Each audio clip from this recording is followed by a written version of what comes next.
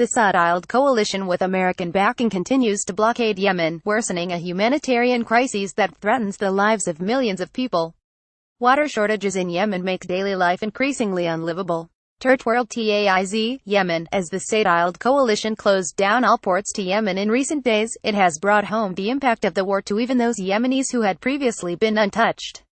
The price of food and fuel has leapt by more than 40%, virtually overnight. A 50-kilogram bag of wheat, less than 2 weeks ago, cost $24.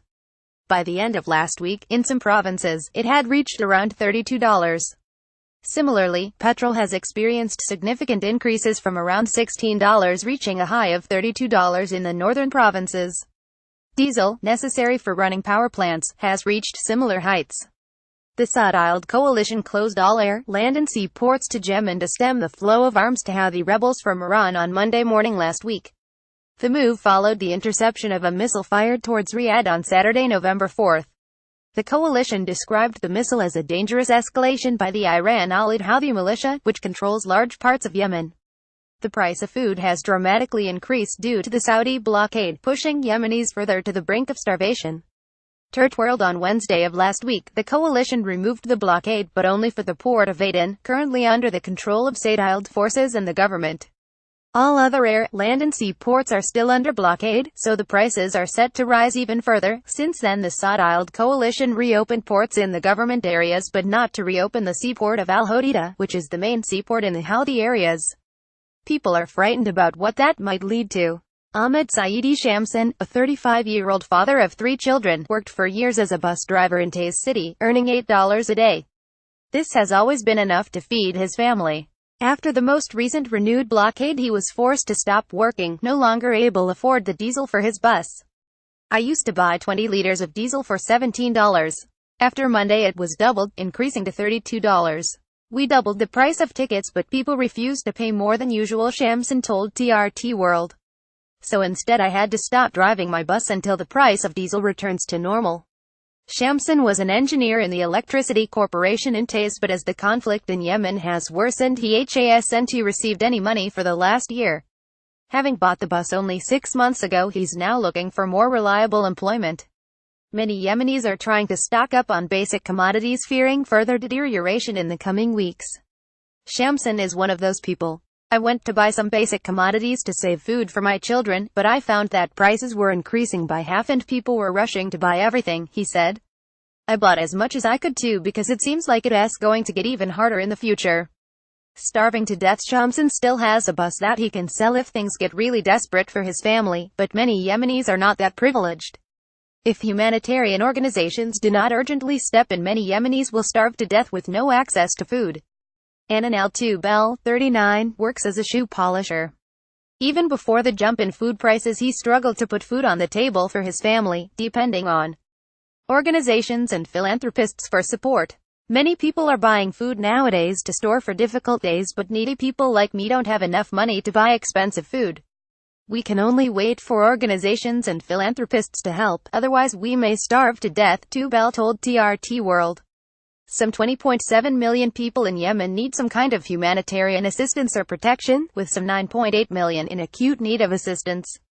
An estimated 17 million people, 60% of the total population, suffers from a lack of food, while a staggering 7 million people don't know where their next meal is coming from and are at risk of famine, according to UNOCHA. Mark Lowcock, the UN Undersecretary General for Humanitarian Affairs, said on Wednesday that unless the borders are reopened to aid shipments, it will be the largest famine the world has seen for many decades, with millions of victims. Lowcock told the Council that UN humanitarian flights must be allowed to resume to the rebel-held capital of Sana'a and to the government-controlled city of Aden. He added that there must be immediate access to all seaports for deliveries of fuel, food and other vital supplies, as well as assurances from the coalition that there won't be any further disruptions. Saudiled, an illiterate man, doesn't know much about the blockade, but he knows very well that prices have increased. I don't know why prices were increased in the last few days, but I pray to Allah to solve our problem and kill the killers of Yemenis, he said. Opening Aden's port not the solution. Walid Abdul Malik, a trader in the area of Haban, north of TAIZ city, under the control of Houthi rebels, confirmed that they import goods via Al Hodeida port. Even if Aden's port was reopened, he stressed, it doesn't mean they can import commodities easily. If we import via the port of Aden, the southern resistance won't allow us to transport commodities from Aden to Al Haban because we live in areas under the control of the Houthis, Abdul Malik said. The Saudiled coalition wants to tighten the blockade on civilians in the northern areas, but this is not a humanitarian step. Civilians will be the main victims of this blockade. On Monday, the United Nations Verification and Inspection Mechanism for Yemen UNVIM based in Djibouti informed all commercial ships docking in Yemen's Red Sea port cities of Hodeida and Salif to leave the ports immediately to ensure safety of crew, vessel and cargo. The UN agency also said it had suspended issuing new clearances for all ships heading to Yemen, citing the measures as temporary until further notice. Much of the humanitarian aid comes through Al Hodeida seaport, and this blockade will deprive many people of aid, added the trader from TAIZ Abdul Malik. On Tuesday, the International Committee of the Red Cross ICRC called for Yemen's air, sea and land borders to be kept open to allow vital humanitarian supplies to enter the country. Humanitarian supply lines to Yemen must remain open, said ICRC's regional director for the Near and Middle East, Robert Mardini. Food, medicine and other essential supplies are critical for the survival of 27 million Yemenis already weakened by a conflict now in its third year. A Red Cross shipment of chlorine tablets, which are used for the prevention of cholera, failed to receive clearance at Yemen's northern border. Medical supplies, including 50,000 vials of insulin, are expected by next week. Insulin cannot wait at a shuttered border since it must be kept refrigerated. Without a quick solution to the closure, the humanitarian consequences will be dire, Mardini added. The UN on Tuesday last week urged the Saudiled coalition to end its total blockade of Yemen along its sea, air and land borders, which only recently prevented 2 humanitarian cargo planes from landing in the war-torn country.